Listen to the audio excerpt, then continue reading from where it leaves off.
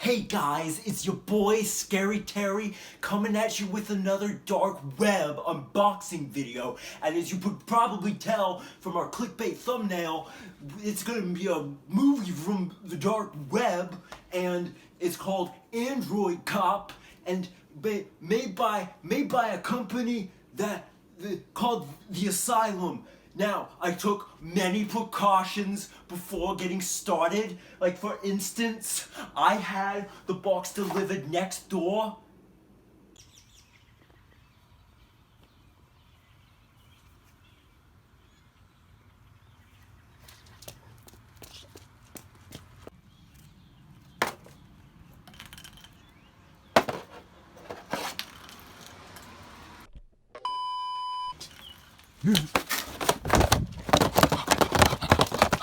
And downstairs, I have positioned a killer attack dog. And now for the unboxing portion of the video. So, oh my god, there's writing on it. And I don't want to read it in case it'll make me cursed. I'm so scared. Oh my god. You have no idea what kind of risks I'm taking. So today, I'm gonna wear this special helmet special helmet.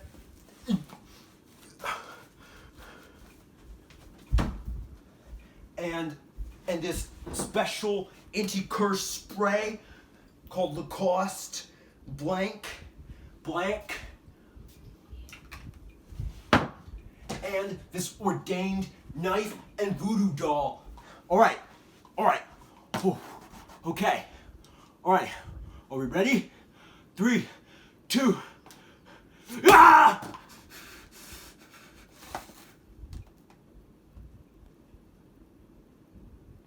Ah!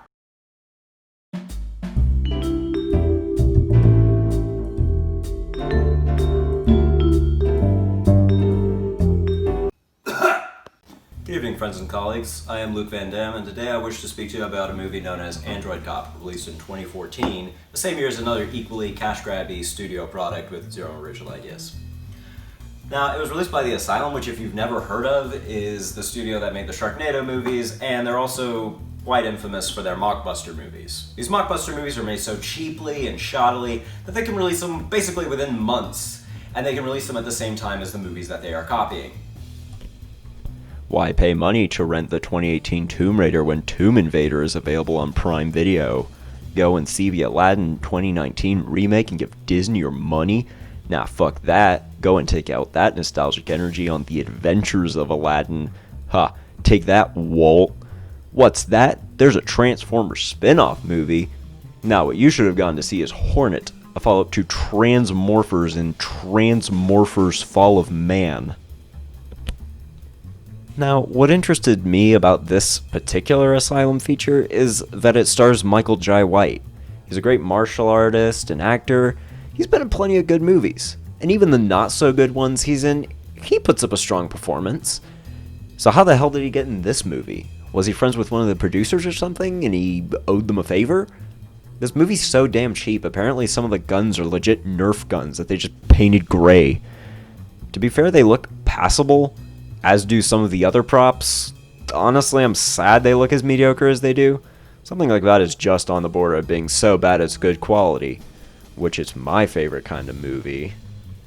Alright guys, we're back, and now we're going to play the movie, and we have all the lights turned off cause it's edgier that way. It's literally about to start, like right now. Oh god. Hold me, Izzy.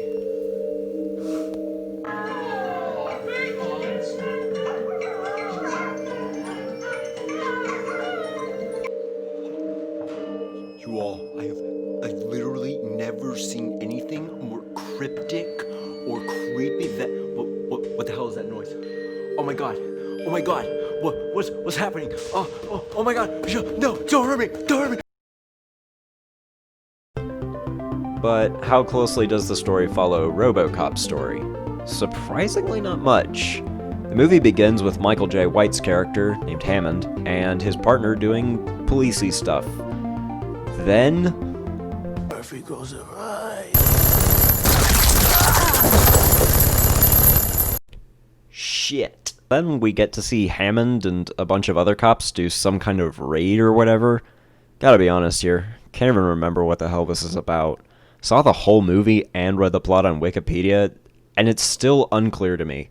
Only reason I'm showing you this part is because we get to see some choreography here. One of the few parts of this movie where something not completely boring is happening. White gives a really competent stunt performance here that really deserved a better movie, and better editing. The scene still has some kinetic energy to it, it's just mediocre, just like everything else in this movie. Mediocre, which to me is worse than a truly abysmal movie. Next up, Hammond is back at the police station and is informed that he's getting a new partner. Thus, Android Cop is introduced. He doesn't take to it because his partner was killed by a machine. And Android Cop is a machine as well. Thus, he distrusts him. That autogun, do you think I'd be happy to take a position anywhere near a machine?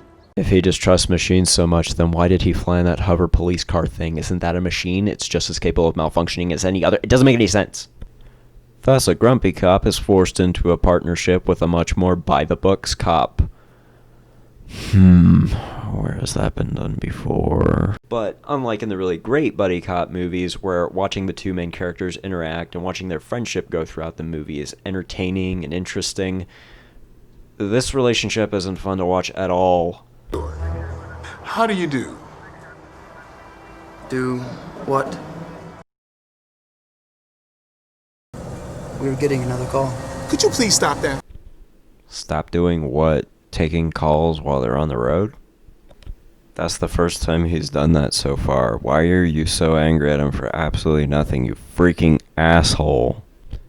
Anyway, the premise of this movie is that Hammond and Andy have to save the president's daughter who is beyond the quarantine border or something. Apparently her real self is present, but she's in some kind of virtual reality sleep. It's made known to the audience that they can't just wake her up because that experience would be too shocking and could damage her mentally or something. Which is an okay concept, I guess, but honestly I was so bored at this point I hardly remembered it. It's also introduced through Hammond, who responds that he knows what it is, but then just proceeds to explain the entire process to the audience because the writers of this movie had no idea how to work this concept into the film naturally. You're familiar with the concept? Well, yes, robots are androids remotely controlled through human brainwaves. So our two boring main characters bugger off to cross the border. It is then made known to us as the audience that one of the cops at the beginning of the movie is crooked and also conspiring with the president, who, of course... Dutch monologue! Woman. But thereafter, that's not my daughter. She is trying to destroy me. Sir. So apparently the woman Hammond and Andy are rescuing is an activist for saving people who are stuck beyond the border and are endangered by the gangs that live there. She's also trying to expose something else about the president, but we'll get to that shit later. Meanwhile, our heroes are beyond the border getting surrounded. See, the camera's revolving around the characters. That means shit's about to go down. What are they even worried about? There are like 3 people behind them and like 2 others in various places. Couldn't Andy take them out pretty easily? Isn't that what he's like designed for? Why did they even have to get out of their car? You'd think Hammond would want that extra bit of protection instead of just blindly walking down the middle of the road in an apocalyptic wasteland. Anyway, these 2 stupid assholes find the president's not daughter, and suddenly all hell breaks loose. Bring me their guts! Oh my god! What's wrong with your face? So then we get to see some of the homemade props, and they actually look kind of cool. They have a kind of a low-budget movie charm to them that I kind of like. But then this movie just delves back into being a completely convoluted piece of bullcrap. That way you are, I will shoot you. As it turns out, Hammond is the real android cop. Wow. Would have never guessed from that cover art. So then we get the cliche scene where a character has to like fight a certain side of them and they overcome it using the power of human will. And then they fight for a few minutes, and then they come crashing out the side of a building in a car like fucking Fast and Furious.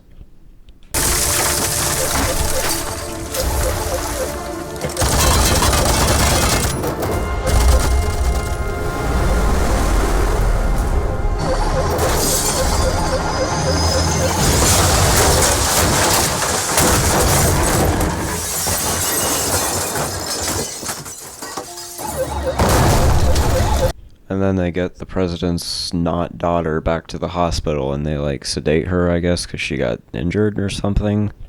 And somehow the president like wasn't informed of this, so he thinks that she's in like that one like deep cybernetic sleep thing.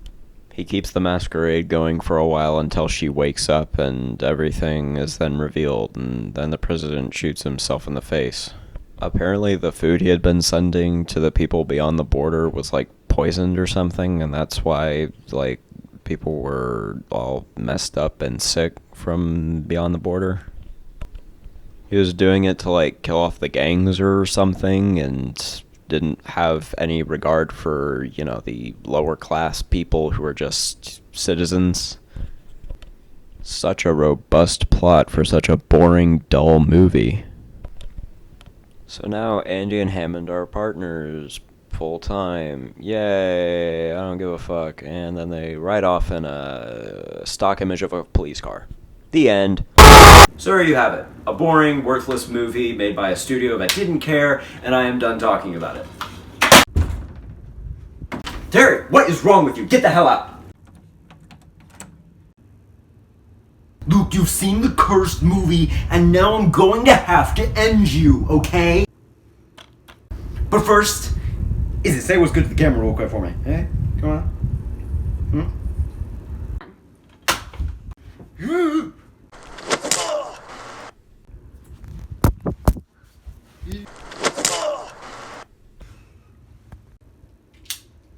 Time to die, you superstitious dick. Alright, thank you all for watching. This is my first review on my new movie review channel. I hope you enjoyed it. I'm still working on honing my editing skills, just working things out. You can expect a new movie review in probably a few weeks from now. I'm going to be either doing a shark movie review or a kung fu movie review, so just something to look forward to. If you like this video, please leave a like and subscribe. And yeah, Van Damme out.